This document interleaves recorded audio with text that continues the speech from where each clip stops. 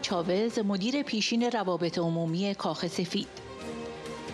خانم رجوی کاملا روشن کرده است که آنچه زنان ایران می‌خواهند آزادی و دموکراسی و حق کنترل زندگی خودشان است. خانم رجوی گفته است حق زنان است که حجاب داشته باشند یا نداشته باشند. این حق مردم است که بتوانند رهبران خود را انتخاب کنند.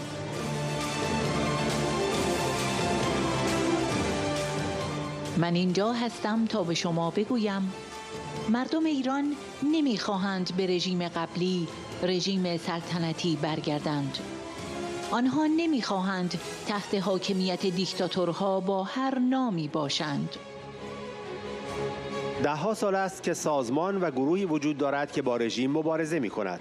مجاهدین خلق که توسط یک زن رهبری می شوند. مریم با شجاعت در مقابل رژیم تهران ایستاده است.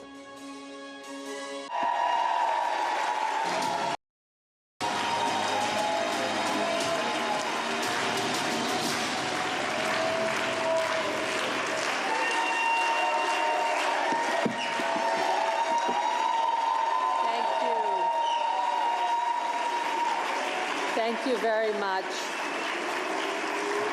It is such an honor and pleasure to be with you here today and to be with you in person in this gathering to celebrate International Women's Day.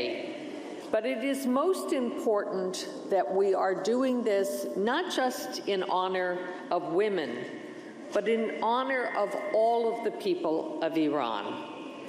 People who are yearning to be free, and who the people in this room, the people in اشرف, the people across the world who are part of the resistance are fighting for the right of those people to be free. This has been a momentous year. In Iran, it's been a year of unprecedented protest, sparked initially by the brutal killing, the murder of Masha Amini, who was murdered simply for being a woman who became the target of the theocratic regime in this country and who was senselessly beaten and allowed to die. But this week, we've seen reports, I've seen them on CNN, that it isn't just women who are protesting who are the targets of this regime. It's schoolgirls. Girls who are going to school are being literally poisoned throughout Iran. We have seen women in Iran who are finally saying enough. We will not be made to behave as the theocratic rulers of this regime dictate. Now, there has been for decades now an organization and a group that has fought the regime. And that, of course, is the MEK. And it is led by a woman,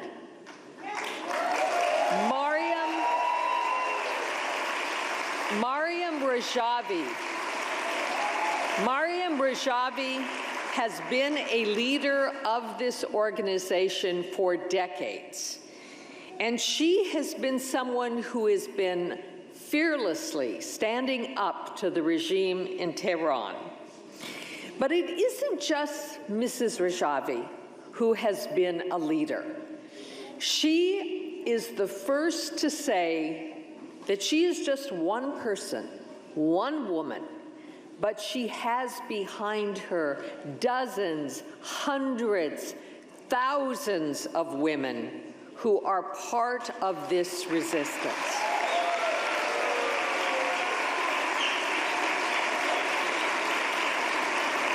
Well, I think Mrs. Rejavy has made it very clear that what the women of Iran want is freedom and democracy, the right to control their own lives.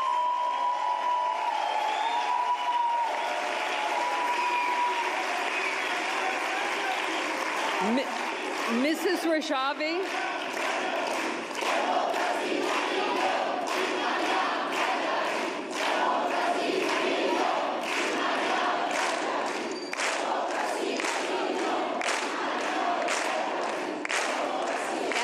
Rejvi has said that it is not simply the right of women to either veil or not to veil, the right of women to make choices about their own personal life. It is the right of people to be able to choose their own leaders. And she's put together, as you have seen, a 10-point plan that is a model for the kind of government, the kind of future for the people of Iran that she has been working for. And that includes not just the right to pick their own leaders, but also the right of an independent judiciary, the right of a free press, the right of non-discrimination, the right to be able to worship as each individual chooses to worship. All of these things are integral to the plan of the MEK, the plan of Mrs. Rejvi, and the future of Iran.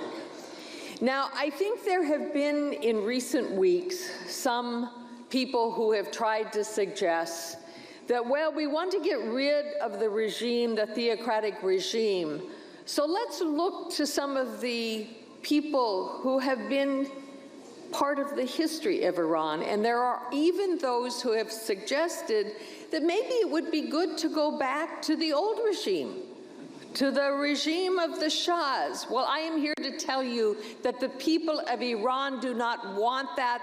They do not want to be ruled by dictators, no matter what their name is.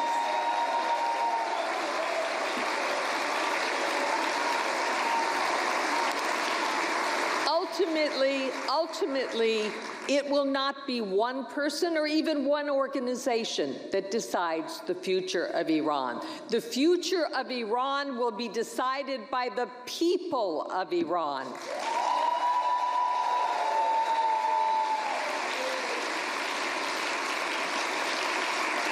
But since we are here to celebrate Women's Day, since we are here to celebrate the contribution of women, I think it's important to understand that any society can be judged by the way it treats its women. And you cannot have any government, no matter what the political flavor of that government is, that treats one half of the population not just as second-class citizens, but as non-human beings, as chattel, as those who can be simply told what to do and not to have a voice in deciding for themselves. This is something that cannot stand, and that is why it is so important for us today to think about how that change is going to take place. And it's going to take place by the people that we've seen in the streets of Tehran and in other cities throughout Iran. Imagine the courage that it takes to be able to project the image of Meriem Rejvi on the side of a building. Imagine what courage it takes to walk down the street proclaiming that the people of Iran must throw off their theocratic leaders. This is the kind of courage that has always led revolutions. It has always been the kind of courage that it takes to be able to achieve the kind of future that the people of Iran deserve. It has been too long, way too long, that the people of Iran have been suffering.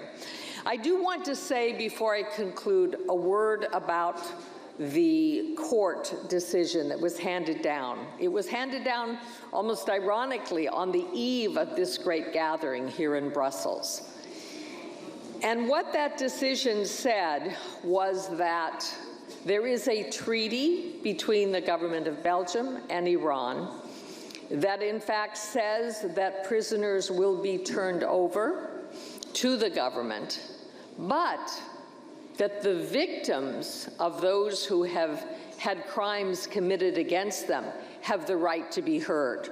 Well, I'm here to tell you, as one of the civil litigants in the case that was before the High Court here in Belgium, that we will be heard, our voices will be heard, and we say no to turning out a man who is a part of the government who attempted to kill thousands of people.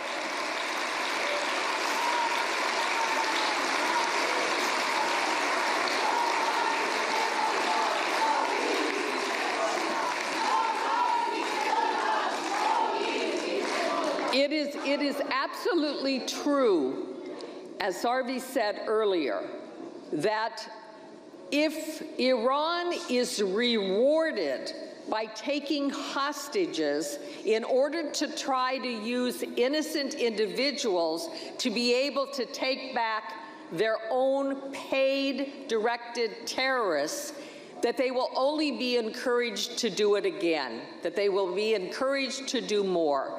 And so we must say no to that. We must push against that. Our voices must be heard. And those who committed crimes by trying to create a bomb to be able to bring to a public gathering where thousands of people could have been killed and certainly injured, they do not deserve to be rewarded by going home.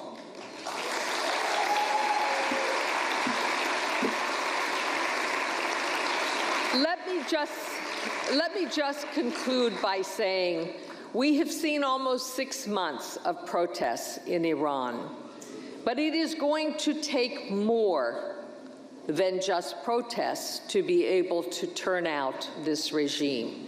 The people must say no to theocracy. They must say yes to democracy. They must say yes to the leadership of an organization like the NCRI, like its leader, Meriem Rejvi, who wants to bring freedom and justice to the people of Iran. Thank you very much.